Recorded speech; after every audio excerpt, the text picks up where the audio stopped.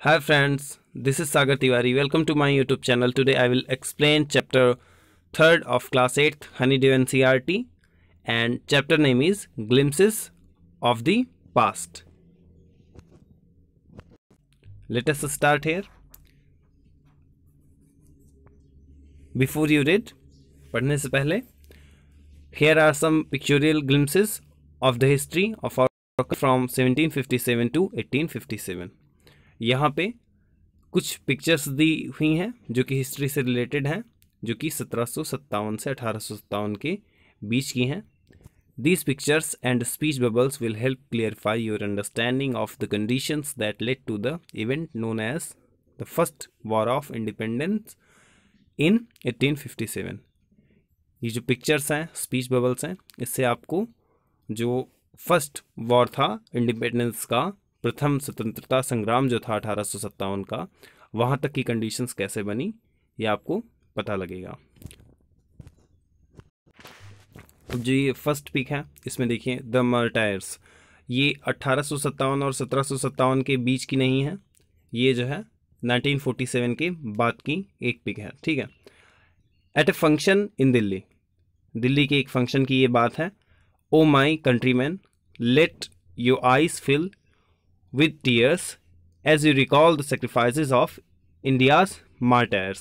ये एक सॉन्ग है जो कि गाया जा रहा है लता मंगेशकर जी द्वारा, और इसमें कहा गया है, मीन्स आपने सुना भी होगा कि ए मेरे वतन के लोगों जरा आँख में भर लो पानी. तो इसमें है ओ माई कंट्री मैन, ए मेरे वतन के लोगों, let your eyes fill with tears. इसका मतलब उसी गाने से रिलेटेड है.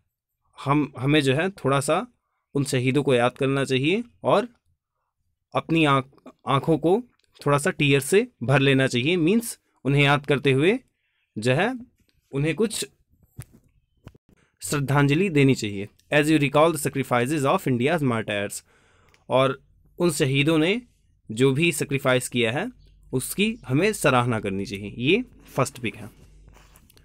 देखिए ये हमारे फर्स्ट प्राइम मिनिस्टर हैं, नेम है इनका Pandit Jawaharlal Nehru. This is second pic, the companies conquests 1757 to 1849. देखिए कॉन्क्वेस्ट मीन्स होता है विजय या विजय क्षेत्र. ठीक है. With its superior weapons the British East India company was extending its power in 18th century in India. अपने सबसे अच्छे तरीकों से या अपने सबसे सुपीरियर वेपन्स से जो ब्रिटिश थे या ब्रिटिश की ईस्ट इंडिया कंपनी थी, वो भारत में अपने शासन को, अपनी पावर को 18वीं सदी में बढ़ा रही थी. अब देखिए पहले भारत, बांग्लादेश और पाकिस्तान एक ही में था.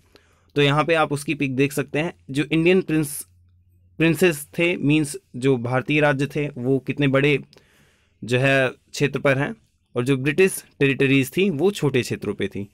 लेकिन धीरे धीरे ये जो है इनका शासन बढ़ता हुआ चला जाएगा आगे. अब देखिए नेक्स्ट, इंडियन प्रिंसेस वर शॉर्ट साइटेड. जो भारतीय प्रिंसेस थे या राजा थे वो अदूरदर्शी थे. मीन्स उनकी नीतियां जो है प्रभावकारी नहीं थी, वो बहुत नज़दीक की सोचते थे. The upstarts Rajahba call the England merchants. They will help me to defeat him. The upstart Rajahba, जो नए नए राजा होते थे, call the English merchants. वो कहते थे कि इंग्लिश मर्चेंट्स को बुलाइए. They will help me to defeat him. वो मुझे दूसरों को हराने में मदद करेंगे. अब ये देखिए जो डायलॉग्स हैं वो बीच में एक एरो करके, एक निशान करके दिखाया गया है. यहाँ से जिस भी व्यक्ति को इशारा किया गया है वो डायलॉग्स बोल रहा है, और जो ऊपर नीचे बॉक्सेस में बना हुआ है वो बातें बताई गई हैं. तो यहाँ पे एक किंग है जो कि कह रहा है कि आप इंग्लिश मर्चेंट्स को बुलाइए और वो मुझे दूसरे राजाओं को हराने में मदद करेंगे. ठीक है. अब यहाँ पे ऐसा कहा नहीं गया है कि दूसरे राजाओं को हराने में मदद करेंगे, ऐसा सेंटेंस में नहीं लिखा है, लेकिन डिफीट किसे करेंगे? दूसरे राजाओं को ही करेंगे. जाहिर सी बात है, एक राजा अगर ऐसा कहेगा तो दूसरे राजा के लिए ही कहेगा. The people had no peace due to such constant fight. इस प्रकार की जो लगातार लड़ाइयाँ होती थी, इससे लोगों में शांति नहीं रहती थी। The rivalries helped the East India company and it could easily subdue Indian princess one by one. जो ये राइवलरी थी किंग्स के बीच में, इसने ईस्ट इंडिया कंपनी की मदद की और ईस्ट इंडिया कंपनी ने धीरे धीरे भारतीय जो प्रिंसेस थे और उनके जो क्षेत्र थे, उनके जो राज्य थे, उन्हें एक एक करके अपने कब्जे में ले लिया।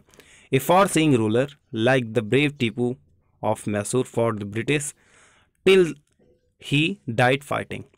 एक जो दूरदर्शी मीन्स जो दूर की सोचता था, वो एक शासक था जिसका नाम था टीपू सुल्तान, जो कि बहुत ही बहादुर थे, मैसूर के थे वो। Fought the British till he died fighting, और वो ब्रिटिश के जो लोग थे, ब्रिटेन के जो लोग थे, उनसे लड़ते लड़ते मर गए। Thank God there is no peace in the country now, no more wars and no looting by thugs. भगवान का धन्यवाद, अब हमारे देश में शांति है और कोई वॉर नहीं हो रही है और कोई भी लूट नहीं हो रही है ठग्स के द्वारा, ठीक है। It is God who sent the British, ये भगवान ही हैं जिन्होंने ब्रिटिशर्स को भेजा है। Our destiny is linked with them, हमारा भाग्य उनसे जुड़ा हुआ है। देखिए, ये पहला व्यक्ति कहता है, दूसरा व्यक्ति और तीसरा व्यक्ति। How did Indians react to these conquests. अब ये जो कॉन्क्वेस्ट्स थे, ये जो जीत होती थी ब्रिटिश की, इस पे इंडियंस कैसे रिएक्ट करते थे। कोई कहता था कि अब हमारे देश में शांति है, अब कोई भी वॉर नहीं होगी, तो कोई कहता था ये भगवान है जिन्होंने ब्रिटेन के लोगों को हमारे यहाँ भेजा है, और कोई कहता था हमारे भाग्य उनसे जुड़े हुए हैं। अब देखिए, ये पहला पक्ष है, क्योंकि राजा आपस में लड़ते रहते थे और वहाँ पे शांति नहीं होती थी, लोगों में असंतोष व्याप्त था। लेकिन धीरे धीरे ब्रिटिश के जो लोग थे, ईस्ट इंडिया कंपनी थी, धीरे धीरे उसने राज्य कब्जा करना स्टार्ट किया, और वहाँ पे अब जो है वो आपस में तो लड़ेंगे नहीं, क्योंकि उनका एक बड़ा क्षेत्र हो गया था और लोग इससे कुछ समय तक शांत थे। अब दूसरी तरफ देखिए, यहाँ पे the white man has killed और डिथ्रोन्ड आवर किंग्स। अब यहाँ पे लोगों में चर्चा हो रही है, एक व्यक्ति बोलता है कि जो गोरे लोग हैं उन्होंने हमारे राजाओं को राजगद्दी से हटा दिया है या तो मार दिया है। अब दूसरा व्यक्ति कहता है some kings were not good but after all they were of this land. कुछ राजा अच्छे नहीं थे, लेकिन कुल मिलाकर वो इस धरती के थे या इस भूमि के थे। अब एक तीसरा व्यक्ति है, वो कहता है now we have become slaves और फॉरनर्स। अब हम जो विदेशी लोग हैं उनके गुलाम बन चुके हैं। तो देखिए, स्टार्टिंग में कंडीशन कैसी थी कि शांति थी, लोग थोड़ा बहुत खुश थे, लेकिन बाद में कंडीशंस कैसी हुई, अब लोग दुखी हैं। और ये जो स्टार्टिंग में लोग खुश हुए, आप यहाँ पे देख सकते हैं, ये एक राजा ही हैं, इन्होंने ही ये जो है इनकी ही विचारधाराएं हैं जो भी ये बोल रहे हैं। और बाद में लोगों में क्या संदेश गया कि जो राजा हैं उनका विनाश हो चुका है ब्रिटिश लोगों के द्वारा। British rule from 1765 to 1836, religious leaders preached ideas like untouchability and child marriage. जो रिलीजियस लीडर्स थे उन्होंने प्रचार किया उन भावनाओं का, जैसे कि अनटचेबिलिटी, अस्पृश्यता। अस्पृश्यता मीन्स होता है कि लोगों को जो ना टच किया जाए, पहले होता था अनटचेबिलिटी, आप इसे देख सकते हैं। And child marriage, child marriage means होता है बाल विवाह। तो ऐसा रिलीजियस जो लीडर्स थे वो प्रचार करते थे। Anyone who crosses the seas loses his religion. अब ये एक ब्राह्मण बैठे हुए हैं, ये बता रहे हैं जो भी व्यक्ति जो है समुद्र को पार करता है अपना धर्म खो देता है। अब यहाँ पे एक दूसरे व्यक्ति हैं, ये बता रहे हैं all the miseries in the world is due to women. अब इनके विचार थोड़े और बहुत अजीब से दिख रहे हैं। ये कह रहे हैं कि सारी जो मिजरीज हैं, सारे कष्ट हैं संसार में, ये महिलाओं के कारण है। तो इस प्रकार से वहाँ पे जो ब्रिटेन से लोग आए थे उनको आसानी हुई, क्योंकि लोग आपस में जुड़े नहीं थे, भारत के लोग आपस में जुड़े नहीं थे, उनके विचार अलग अलग थे और वो जो है यूनिटी में नहीं थे। Next, the truth was that Indians had lost self respect, the British scorned them. जो सत्यता थी कि जो भारतीय लोग थे उस समय अपनी सेल्फ रिस्पेक्ट मीन्स अपना आत्मसम्मान गंवा चुके थे, और ब्रिटिश जो लोग थे वो उन्हें, जो ब्रिटेन के लोग थे उनको अपमानित किया करते थे। अब यहाँ पे देखिए, आप इसका एक दृश्य देख सकते हो। एक अंग्रेज है, ये बोल रहा है, the natives are unworthy of trust, incapable of honesty. ये जो देसी लोग हैं, नेटिव मीन्स होता है देसी, ये विश्वास के लायक नहीं है और ईमानदारी तो इनमें बिल्कुल भी नहीं है। इनकैपेबल ऑफ ऑनेस्टी मीन्स ईमानदारी भी नहीं है इनके अंदर। अब लेकिन ये जो भारतीय व्यक्ति है, अब देखिए ये कैसा है, मीन्स नेटिव मीन्स देसी, मीन्स वहाँ के जितने भी लोग हैं वहाँ उनको सबको इस ब्रिटिश ने बोला ऐसा कि वो ईमानदार नहीं है। लेकिन अब ये व्यक्ति बोल रहा है, ट्रू, आप सत्य कह रहे हैं महाराज, योर ऑनर, आप सत्य कह रहे हैं, बट आई एम ऑनेस्ट, लेकिन मैं तो ईमानदार हूँ। ये अपने बारे में बता रहा है। इससे प्रतीत होता है कि भारतीय लोग उस समय आत्मसम्मान अपना खो चुके थे। कुछ लोग, सब लोग नहीं। Being merchant, the British wanted quick profits, their heavy taxes forced farmers to abandon their fields. देखिए, जब ब्रिटिश मर्चेंट बन गए, मीन्स बीइंग मर्चेंट, ब्रिटिश के जो लोग थे, ब्रिटेन के जो लोग थे, वो जब व्यापारी बन गए तो वो क्विक प्रॉफिट्स चाहते थे, मीन्स तेज़ी से लाभ चाहते थे। उनकी हैवी टैक्सेस ने जो भारतीय फार्मर्स थे, भारतीय किसान थे, उनको अपने खेतों को छोड़ने पर विवश कर दिया। अब यहाँ पे देखिए एक व्यक्ति है, but you men are taking all my crop. एक व्यक्ति है जो भारतीय है, वो कह रहा है कि आप लोग जो है मेरी सारी फसल ले ले रहे हो। अब यहाँ पे एक अंग्रेज व्यक्ति है, वो बोलता है, you are still in arrears, if you don't pay next week I will send you to jail. अब भी तुम्हारा बकाया है, अगर तुम अगले सप्ताह इसको अदा नहीं करते हो या ये बाकी पैसा नहीं देते हो तो मैं तुम्हें जेल भेज दूंगा। कंडीशंस इस प्रकार थी कि क्विक प्रॉफिट्स के चलते जो भारतीय लोग थे उनके साथ इस तरह से अत्याचार हो रहे थे। Still the British invented other methods which gave them more profits।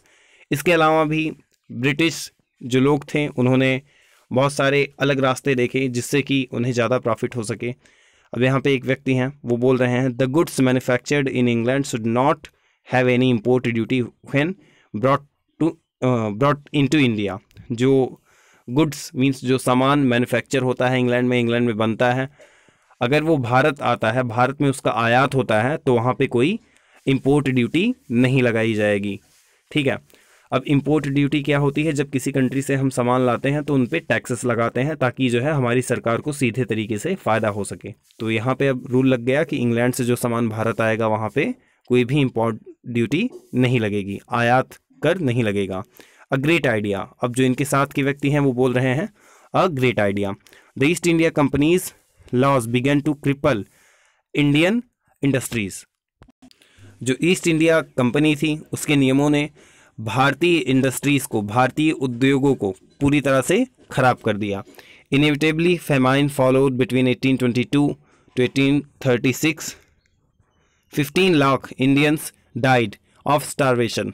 अब देखिए इन चीज़ों के कारण, जैसे यहाँ पे अब बताया गया था कि ये व्यक्ति इनकी फसल ले रहा है, तो यहाँ पे ये होने वाला था कि जब किसी व्यक्ति के पास रहेगा नहीं कुछ तो वो खाने के लिए मर जाएगा। तो इस प्रकार से हम देख सकते हैं, यहाँ पे एक पैराग्राफ है, inevitably famines followed between 1822 and 1836। 15 lakh Indians died of starvation. और जो इस प्रकार की चीज़ें हो रही थी, इससे ये अपरिहार्य हो गया था कि फेमाइन फैले। फेमाइन मीन्स भुखमरी होती है, जिससे 1822 से 1836 के बीच में लगभग 15 लाख जो भारतीय लोग थे वो भूख के कारण मारे गए। अब यहाँ पे देखिए, the British policies ruined the experts, artisans and their businesses. और जो ब्रिटिश पॉलिसीज़ थी, ब्रिटिश के नियम थे, वहाँ के लोगों के नियम थे, यहाँ पे भारतीय लोगों पर जो थोपे गए थे, उनके कारण जो आर्टिशंस थे और उनके बिजनेस थे वो पूरी तरह से ख़राब हो गए थे, पूरी तरह से नष्ट हो गए थे। अब यहाँ पे देखिए, fourth, Ram Mohan Roy 1772 to 1833. Ram Mohan Roy, a learned man from Bengal, understood what was wrong with the country. Ram Mohan Roy, ये राजा राम मोहन राय के नाम से भी इन्हें जाना जाता है, जो कि एक पढ़े लिखे व्यक्ति थे, जो कि बंगाल से थे। ये समझ गए थे कि कंट्री में क्या गलत चल रहा है। अभी कहते हैं, let us not despise our self, our ancient culture is great. हमें स्वयं से घृणा नहीं करनी चाहिए, और हमारा जो प्राचीन कल्चर है, प्राचीन इतिहास है, वो जो है बहुत ही महान है। And we are capable of greater achievements, और हम बड़ी बड़ी अचीवमेंट्स प्राप्त कर सकते हैं। We must first reform our society, superstitions have been ruining us. हमें सबसे पहले अपने समाज को सुधारना होगा। जो अंधविश्वास हैं, सुपरस्टिशंस मीन्स होता है अंधविश्वास हैं, वो हमें खराब कर रहे हैं। He told his wife Uma, उन्होंने अपनी वाइफ उमा को बताया, cows are of different colours, cows different colours की होती हैं, but the colour of their milk is the same, लेकिन उनका जो मिल्क होता है उसका कलर सेम होता है। Different teachers have different opinions, अलग अलग टीचर्स के अलग अलग ओपिनियंस हो सकते हैं। But the essence of every religion is the same, लेकिन हर धर्म का जो एसेंस होता है, हर धर्म का जो सार होता है, वो एक ही होता है। मीन्स हर धर्म जो बात कहता है वो बातें एक ही होती हैं। अब देखिए यहाँ पे, he was attracted by science and modern knowledge, उनको मॉडर्न नॉलेज ने और साइंस ने अपनी तरफ आकर्षित किया। Knowledge should be practical and scientific, और वो कहते हैं कि नॉलेज जो है प्रैक्टिकल होनी चाहिए और साइंटिफिक होनी चाहिए। इसके अलावा यहाँ पे एक पिक देखिए, he crossed the seas and went to England to see what made the British powerful. अब उन्होंने समुद्र को पार किया और इंग्लैंड गए, जहाँ पे उन्होंने देखा कि जो है ब्रिटिश जो थे, ब्रिटेन के लोग थे, वो किन चीज़ों के कारण पावरफुल बने हैं। देयर ही टोल्ड देम, वहाँ पे उन्होंने उन्हें बताया, we accept you as a ruler, कि हम आपको एक रूलर के रूप में एक्सेप्ट करते हैं, and you must accept us as a subject, और लेकिन आपको भी जो है हमें एक प्रजा की तरह एक्सेप्ट करना होगा। But you must remember the responsibility a ruler ओज टू हिज सब्जेक्ट्स, और ये चीज़ें याद रखनी होंगी कि जो एक राजा होता है उसकी क्या रिस्पॉन्सिबिलिटी होती है अपनी प्रजा के लिए। अब देखिए, जो भारत में सुपरस्टिशंस थे, जो अंधविश्वास थे, उसके अकॉर्डिंग जो है समुद्र पार नहीं किया जा सकता था, लेकिन यहाँ पे राजा राम मोहन राय ने समुद्र पार किया और इन सुपरस्टिशंस को तोड़ा, जिनके कारण भारत बंधक बना हुआ था। He started newspaper but the suspicious British stopped them in 1823। उन्होंने एक न्यूज़पेपर स्टार्ट किया था, लेकिन जो ब्रिटेन के लोग थे उन्होंने जो है इसे 1823 में बंद कर दिया। Oppression 1765 to 1835, but the British continue to oppress Indians in 1818। अब 1858 में, लेकिन जो भारतीय लोग थे उनको ब्रिटेन के लोगों ने ऑपरेस करना स्टार्ट किया। मीन्स लगातार वो ऑपरेस करते रहे। ऑपरेस मीन्स होता है अत्याचार। They had passed regulation third, उन्होंने एक तीसरा रेगुलेशन पास किया था अंडर इट, जिसके अंतर्गत an Indian could be gelled without trial in a court, एक भारतीय को बिना कोर्ट में ट्रायल के जेल भेजा जा सकता है। All the time British officers in India Drew big salaries and also made fortunes in the private businesses.